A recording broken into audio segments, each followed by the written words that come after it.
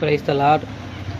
யாரெல்லாம் இப்படி யோசிச்சிருக்கிறீங்க, நான் இந்த வீட்டில் பிறந்திருந்தா நல்லா இருந்திருக்கும், இந்த ஸ்கூல் படிச்சிருந்தா நல்லா இருந்திருக்கும், இந்த காலேஜில் படிச்சிருந்தா, இந்த வேலைக்கு போயிருந்தா, இல்லை இந்த ஊரில் பிறந்தா நான் நல்லா இருந்திருப்பேன், அப்படி யாரும் நினச்சிருக்கிறீங்களா? நிறைய டைம் நானுமே நினச்சிருக்கிறேன். ஆனால் பைபிள் வசனம் என்ன சொல்லுதுன்னா, உலக தோற்றத்துக்கு முன்பே நம் கருவை கண்டவர் ஆண்டவர் சொல்லிட்டு வசனம் சொல்லுது.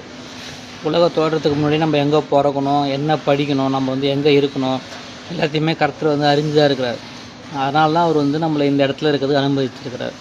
ஆனால் இந்த இடத்துல இருக்கிறது நம்ம மனசு கஷ்டமாக இருக்கும், நம்ம செய்கிற வேலை கஷ்டமாக இருக்கும், நம்ம போகிற அந்த பாதை ரொம்ப கடினமாக இருக்கும்.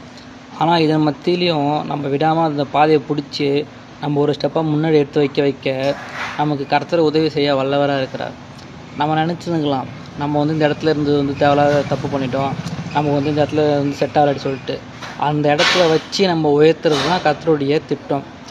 செட் ஆகலை, கஷ்டமாக இருக்குது, பிடிக்கல, இன்ட்ரெஸ்ட்டில் சொல்லிட்டு நம்ம சொல்கிற அந்த இடத்துல வச்சு நம்மளை உயர்த்தி ஒரு பெரிய இடத்துல கொண்டு வரது தான் ஆண்டவருடைய திட்டம். அதனால் இப்போ போயிட்டுருக்கிற பாதையோ இப்போ இருக்கிற இடமோ நம்ம நினச்சி ஃபீல் பண்ண தேவையில்ல, கஷ்டப்பட தேவையில்ல. நம்ம உயர்ந்த அடையாளத்தை கொண்டு வரத்துக்கு அந்த இடம் தான் நமக்கு சரியான இடம் சொல்லிட்டு கற்றுக்க தெரியும். அதனால் எதை நினச்சி ஃபீல் பண்ணாதீங்க, ஹாப்பியாக இருங்க. ஆமென்.